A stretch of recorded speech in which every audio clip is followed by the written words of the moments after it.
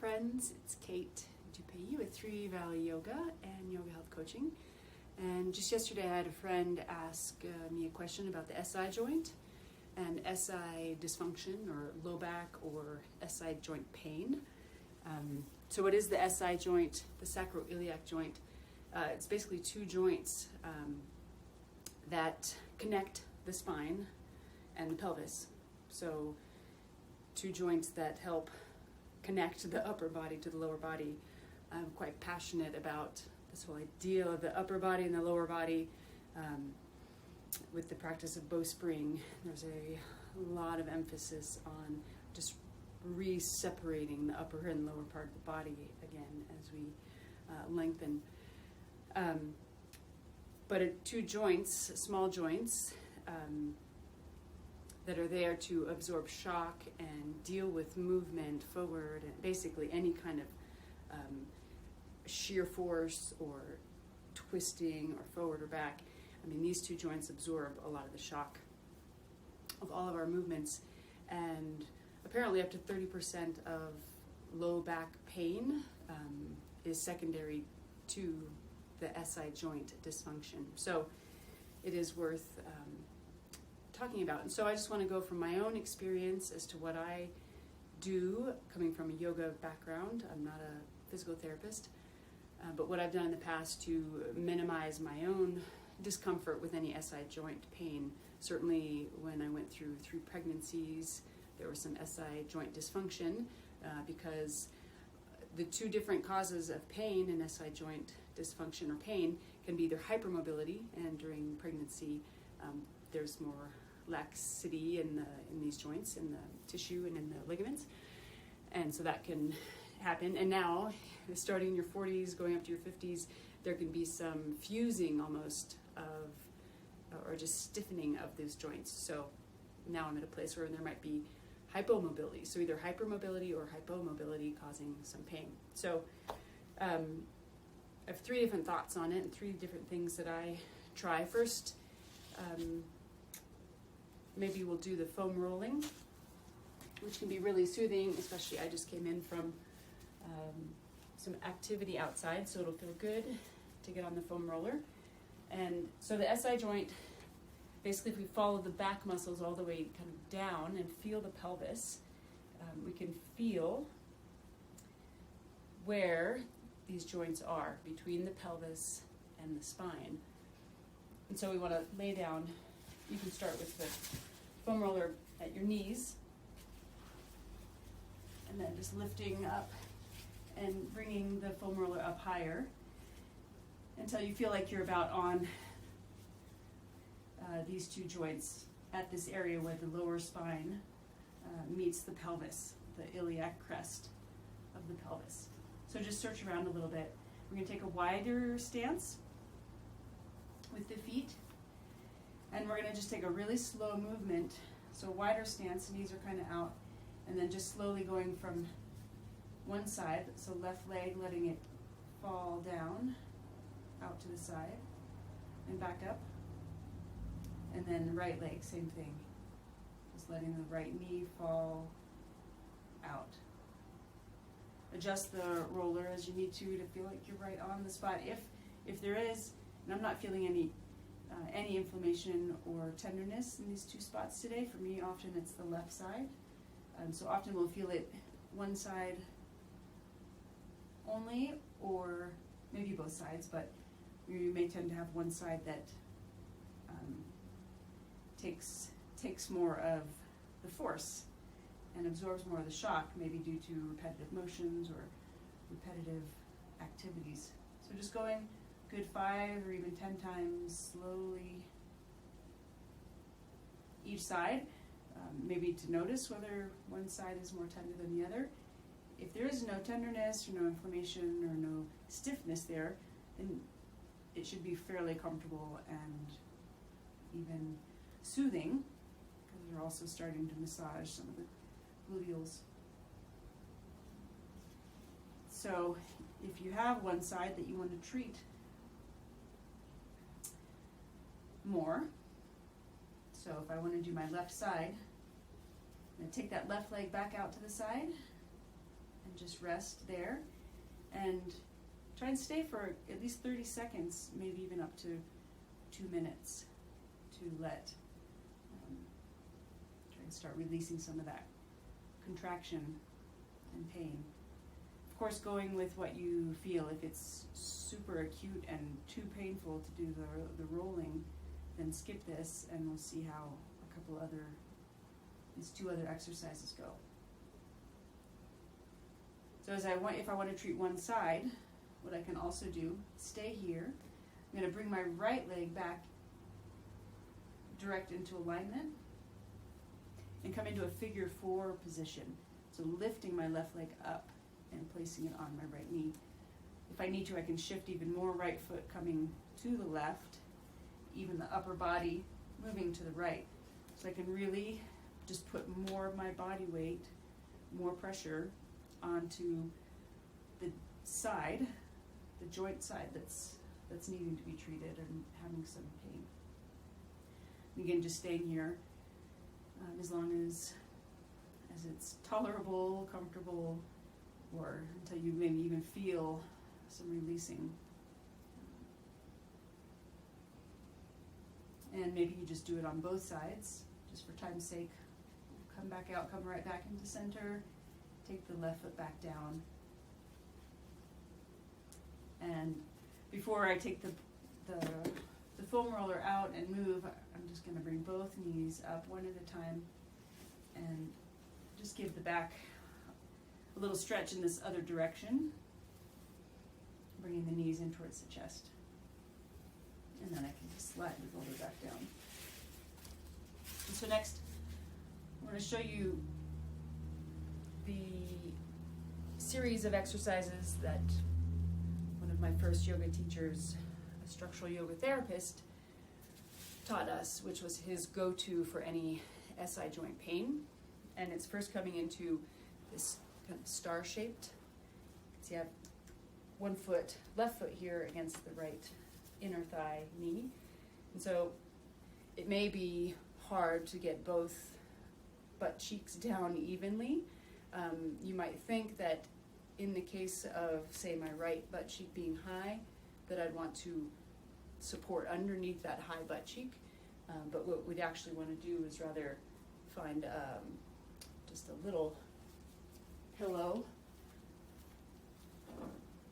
nothing too big, to support under the low side. So the idea being that then that high side, kind of bring the left side up to meet the right, encouraging the right side to get heavy and ground. So for me, I have both butt cheeks on the floor. I'm going to start here, and I'll just explain and go through it, but not at the pace that I would do if I were doing this therapeutically for myself. But hands on my hips, and even closing the eyes so that we can really tune in.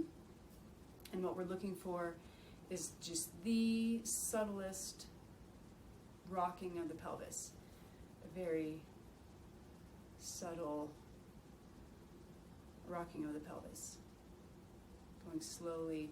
If I exaggerate, it's like a cat-cow movement, going forward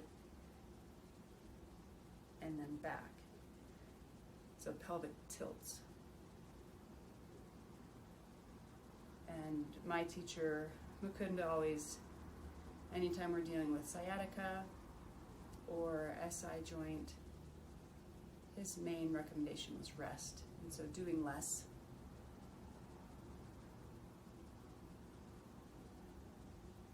Going more subtle. So back and forth, maybe breathing 10 times. And the second part of the exercise on this same side, I'm going to take a hold of my right thigh here, take a hold of, and a point on this position. If it's too much to get into this position, if your right knee flexion is limited, then we just do what we can to mimic the same position while protecting the right knee. Same thing with the right ankle. If you don't have that mobility, just do your best. You can put a little rolled towel underneath the ankle to help with any ankle pain. But the idea is now that we're going to move the right thigh. So squeeze the thigh and lift it up and squeeze your right glutes. And then help it back down. So we're manually working with some internal rotation and some external rotation. Internal rotation and squeeze the butt to strengthen. And then external rotation, relax. So with the breath, inhale, squeezing, and exhale. So that's the second part of the exercise where we are bringing a little bit more mobility, a little more movement, bigger range for the right side.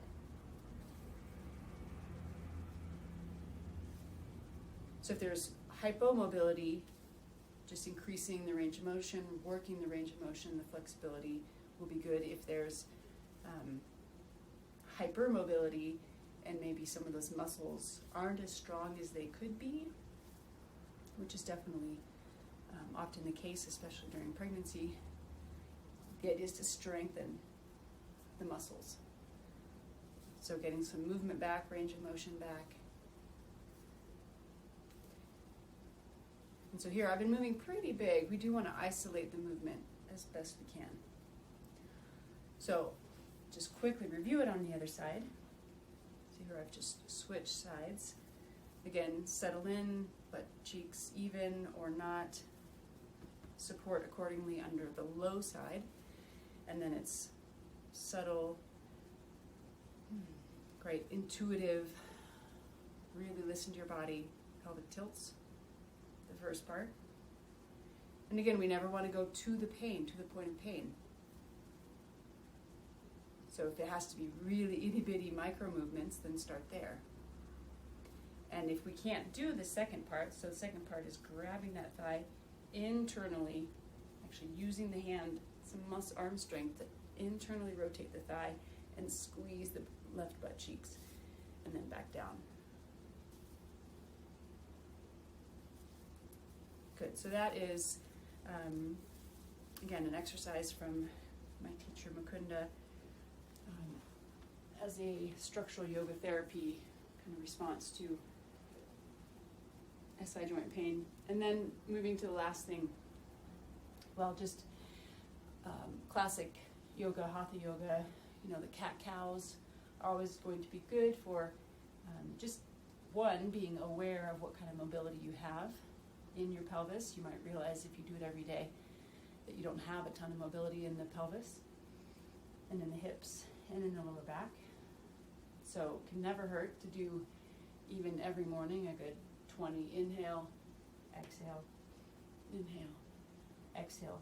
But what I really want to share is a bowspring posture, which is sort of the bowspring variation of pigeon, which pigeon pose, just a quick review, the classic yoga pose, often it's the go-to pose to stretch the hips.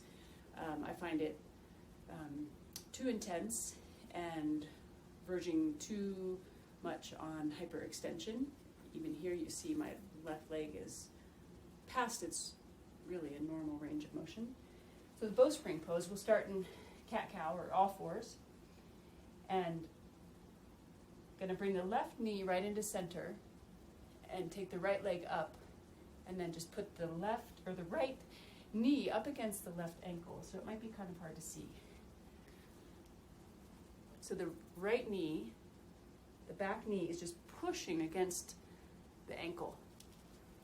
And as I push that knee forward, it naturally sets my hips back.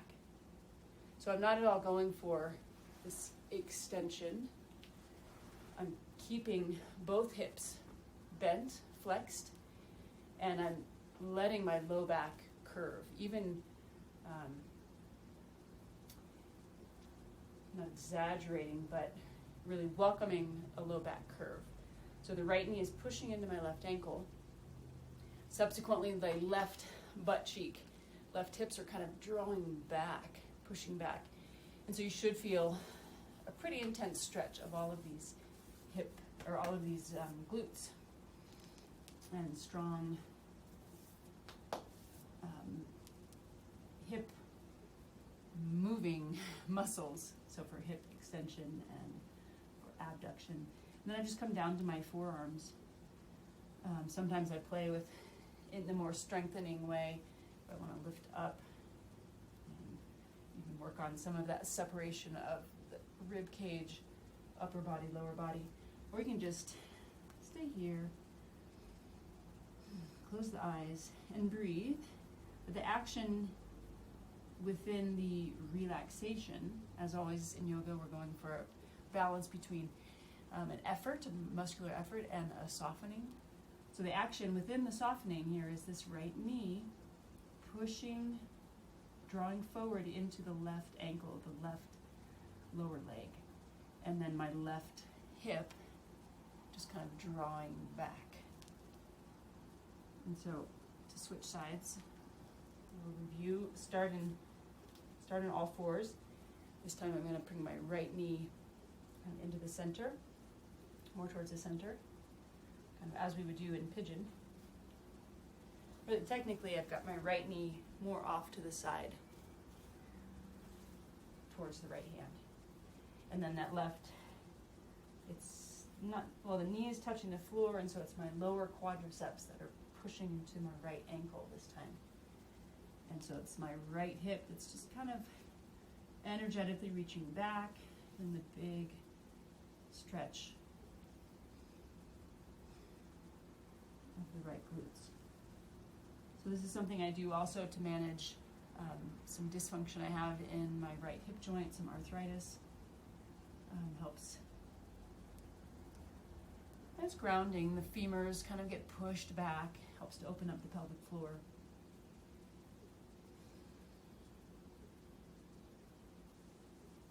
So it's called falcon pose in the bowstring practice. Also what I'll do, and then I'll close, but when I do have the foam roller out,